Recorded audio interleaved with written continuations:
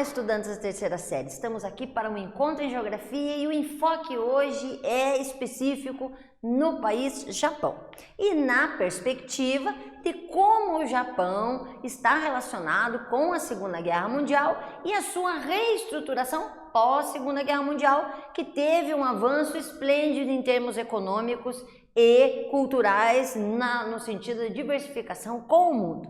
Para isso, nosso objetivo é basicamente analisar essa participação e como que houve essa retomada pós Segunda Guerra Mundial. Claro que você deve estar se perguntando sobre quais foram os motivos que levaram o Japão a participar da Segunda Guerra Mundial, visto que a primazia da origem da Segunda Guerra Mundial se dá basicamente no continente europeu. E também você já ouviu falar em Pearl Harbor? Então nesses quesitos, obviamente, temos que dar uma resgatada e olhar a questão da data de 1930. Observem que em 1930 aqui estávamos no período de Getúlio Vargas. Já lá no Japão, nós teríamos uma observação de um império japonês querendo se expandir. Porque você, e daqui a pouquinho resgataremos em termos de mapa, temos a ciência de que o Japão é um arquipélago, um conjunto de ilhas. E é um conjunto de ilhas que, obviamente, tem o vislumbre do continente asiático na sua posição frontal. E aí, este vislumbre, claro que remete àquelas comparações, principalmente no sentido de aproveitamento do solo e de recursos hídricos. E aí, logicamente, a vontade de expandir e tomar posse era inerente não só ao Japão, mas a outros países com esta mesma identificação ou as mesmas fragilidades. Então, o que aconteceu? O Japão, a partir de 1894 até 1895, invadiu a área da Coreia. E também temos que ter a noção de que esta era uma época que a área não era Coreia ainda, era uma área chinesa. Esta invasão, logicamente, remete a este impulso de crescimento, esta necessidade em extravasar território para obter mais lucratividade e mais recursos. Isso não deu muito certo, houve um recuo e logo na sequência houve um interesse pela proximidade numa invasão na Rússia. Isso aconteceu em 1904 e 1905, onde um avanço japonês sobre a Manchúria, também região chinesa, tinha por interesse chegar até a área pertencente à Rússia. Também não deu muito certo.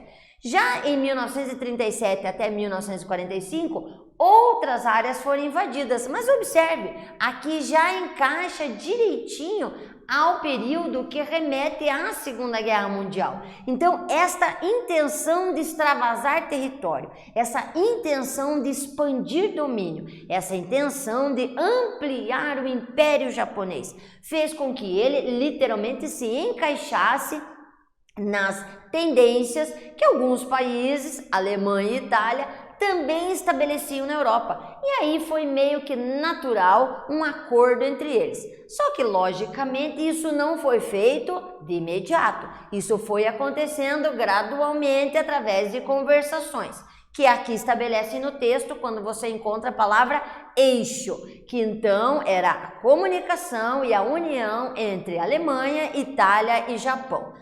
Logo, eles fizeram um pacto, neste pacto estabelecia essa aliança de medicamentos, soldados, estrutura e até base militar na região do Japão, em que os países começavam a ter ideias também de expansão territorial.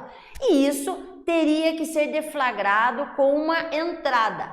E nada mais foi interessante quando, a partir de 1941, se percebe a invasão na área de Pearl Harbor, quando literalmente os Estados Unidos é atacado e o Japão tem que observar esta influência e começa a se defender. Isso, de modo geral, olhando hoje, também remete ao quase final da Segunda Guerra Mundial. Então, algo que poderia ter sido destacado como o início do fim, para um lado, começou a dar ideia do início de fim para outro. O que aconteceu? Logicamente. Nesse mapinha destacado ali, percebemos então a posição territorial do Japão colocada nesta área em que nós temos aqui o Japão, aqui já observamos a China Observamos também a questão russa lá em cima, que já nesta época já estava configurada numa nova formatação, visto que a União Soviética tinha se formado em 1922, com o nome União Soviética, dos países unidos em torno desse objetivo comum, e também, obviamente, a questão de Pearl Harbor, aqui destacada exaustivamente, que nesta ilha aqui, que foi invadida, dando suporte à entrada dos Estados Unidos na Segunda Guerra Mundial. Esta entrada começa a ser deflagrada e desemboca vários acontecimentos que veremos na sequência. Mas antes de observarmos a sequência, vamos praticar fazendo uma atividade. Nessa atividade, observe o seguinte: às 6 da manhã do dia 7 de dezembro de 1941, aviões japoneses bombardearam a base norte-americana de Pearl Harbor, no Havaí. A ofensiva iniciava o avanço japonês, que 8 meses depois controlava partes significativas do Oceano Pacífico. Escreva 2 fatores que contribuíram para a entrada do Japão na Segunda Guerra Mundial. Remeta o que nós falamos, deem uma resgatadinha, que eu volto já já com a sugestão de resposta.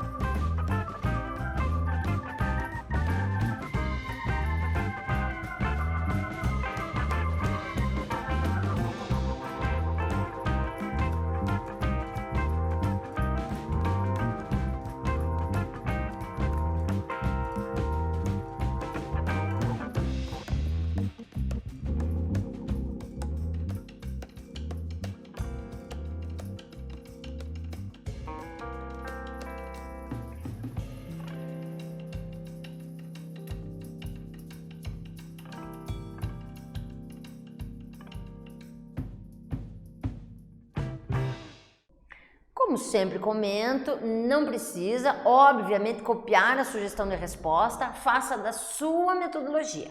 Utilize o seu jeitinho, pode ser em formato de itens ou mapa conceitual, ou, se você quiser, utilize a resposta destacada aqui. Obviamente, dentro do quesito Japão, a repercussão e a notoriedade da sua extensão territorial fez com que ele tivesse objetivos a serem atingidos. E esses objetivos, logicamente, se destacavam pela invasão das áreas para possibilitar novos recursos, como falado anteriormente. Então, a invasão da região da China, a questão da possibilidade de invadir a Rússia, ou até uma perspectiva de venda ou comércio com os Estados Unidos, sempre fez com que a estrutura japonesa vislumbrasse a comunicabilidade, visto que a posição japonesa nesse sentido estratégica e no Oceano Pacífico, estabelecendo canais de ligação comercial tanto com a Ásia, ao qual pertence territorialmente, quanto a parte da América, início da parte norte. Na continuação, vamos observar os quesitos que levam à Segunda Guerra Mundial. Sempre que se fala em Japão e leva-se na sequência a entrada dos Estados Unidos, quando atacado em Pearl Harbor, a sequência foi bem dramática, porque a resposta não foi imediata, mas foi logo na sequência com a deflagração dos bombardeios em Hiroshima e Nagasaki. as bombas atômicas foram deflagradas, o estrago foi gigantesco e, logicamente, impulsionaram de maneira dramática a rendição do Japão em detrimento desta situação. A bomba atingiu de maneira plena, talvez até mais do que era esperado, e, logicamente, através de uma declaração vinculada a essa situação bem exaustiva, chamada Declaração de Potsdam, o Japão se rende aos Estados Unidos. Esta rendição, ela faz com que haja um estreitamento da comunicação entre Japão e Estados Unidos. Então, na sequência, o que se percebe é uma influência gradativamente maior dos Estados Unidos em território japonês. Vocês já devem ter pescado por quê? Porque o território japonês, estrategicamente próximo à Rússia, que já consolidava uma grande potência com o nome de União Soviética, símbolo de um novo mecanismo econômico chamado socialismo e que na época estava fervendo com o início da Guerra Fria. Então, na linha consequente mesmo, linha direta do final da Segunda Guerra Mundial, se inicia a Guerra Fria por um novo tipo de disputa. E esta disputa ideológica, agora capitalista e socialista, figura no Japão como sendo uma área extremamente estratégica pela proximidade com a União Soviética. Dessa forma, a reconstrução norte-americana, vista pela esfera de que eles tinham colocado as bombas, também é vista de uma forma a reconstruir com objetivos de permear uma comunicação bem estreita e uma viabilidade de ter acesso a mais variada tecnologia que o Japão já tinha na época. Então, a gente percebe um interesse do mais variado no sentido desse auxílio à reconstrução japonesa. Até estabeleceram a colocação de um tutor, que era o general Montgomery, para ajudar nessa reconstrução. Então, você já observa uma tendência bem franca à reconstrução estratégica do lugar. E isso, neste texto, você percebe que é muito visível, tanto na questão política quanto na questão econômica, que faz com que se estreitem esses laços e os Estados Unidos vejam no Japão uma intensa base para ser aproveitada. Nesse quesito, com essa inserção da ajuda pelos Estados Unidos, se percebe no Japão o chamado milagre econômico. O que é este milagre econômico? Se percebe basicamente a partir da década de 60 um resgate de muitas identificações econômicas no Japão, mas também um novo foco, um foco ligado principalmente à indústria eletrônica. Ou seja, se observou o território e se visualizou um potencial não apenas na produção linha direta na questão agrícola ou pecuária, e sim utilizando pouco espaço japonês, potencializar a indústria de pequeno porte, mas com grande tecnologia. E isso foi se avolumando e já na década de 70 a gente já tinha o Japão como um dos países mais industrializados de todo o planeta. E lembre, veja, sofreram muito com a bomba atômica em meados de 45. Já em 1970, totalmente reconstruído e potencialmente muito importante no cenário industrial mundial. Esta configuração nova vai dando uma cara nova ao Japão. E esta cara nova vista principalmente aqui na década de 80, quando você percebe montadoras de porte grande já se destacando, além de uma infinidade de marcas que configuram o nosso dia a dia e que muitas vezes você nem alia à questão japonesa, mas hoje sabemos de origem japonesa. E isso faz com que o Japão entre no mercado internacional através das suas multinacionais e simplesmente coloque-se dentro de um cenário muito importante dentro da esfera global. Para fecharmos, vamos para mais uma atividadezinha para que você tenha esse entendimento bem legal deste momento. Com o fim da Segunda Guerra Mundial e a ocupação americana, ou melhor, norte-americana, o Japão se tornou um parceiro econômico dos Estados Unidos para reerguer sua economia assolada pela guerra. Diante do exposto, escreva 3 fatores que contribuíram para o desenvolvimento da economia japonesa no pós-guerra. Voltamos rapidinho.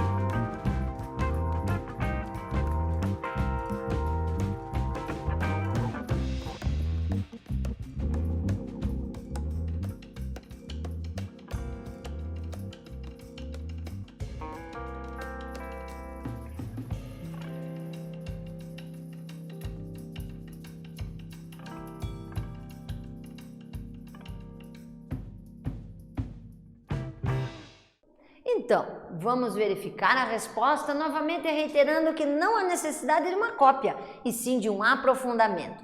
No quesito do aspecto relacionado, só voltando aqui, aos Estados Unidos, ao Japão, dentro dessa ocupação, alguns critérios podem ser estruturados, como, por exemplo, o fortalecimento da indústria, a reorganização de um território que antes tinha um determinado aproveitamento e mais tarde vai ter outro aproveitamento potencializado pela microeletrônica e pela eletrônica, ou seja, quando observamos isso, logicamente, voltamos o Japão para uma nova temática que é a industrialização e a potencialização da exportação dos seus produtos para o mundo. Então, estas perspectivas do aspecto geopolítico do Japão devem ser colocadas nessa respostinha da maneira que você acha mais interessante para o seu aprofundamento.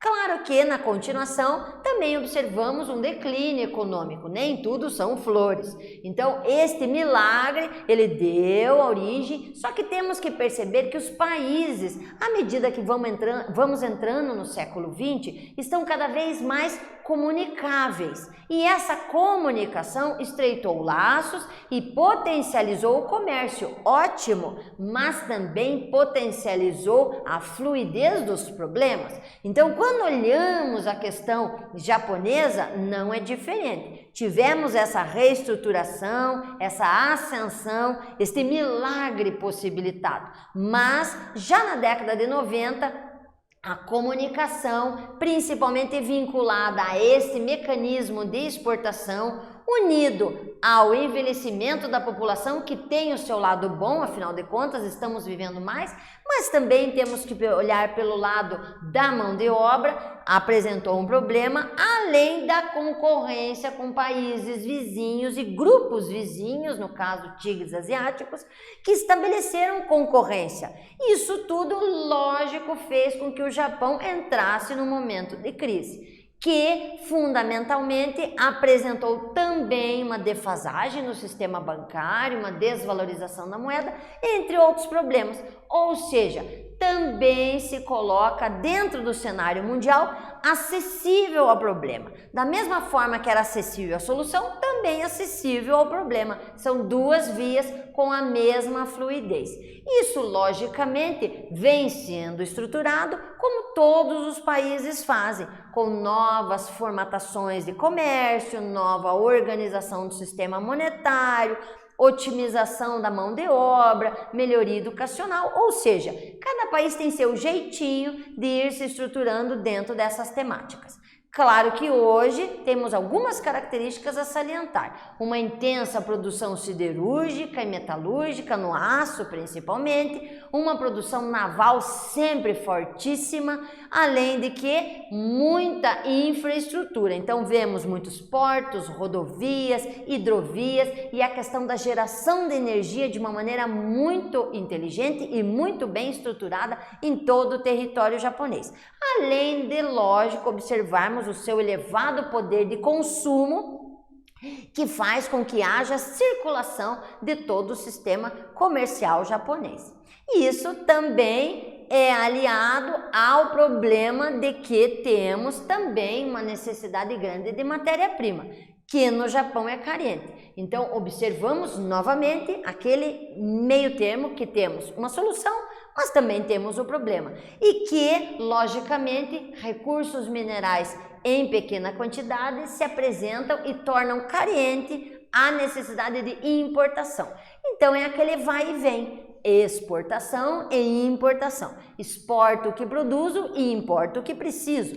Nessa perspectiva, temos então um cenário atual e geral de toda a região do Japão. Espero então que vocês tenham feito uma ótima visualização de toda a participação japonesa.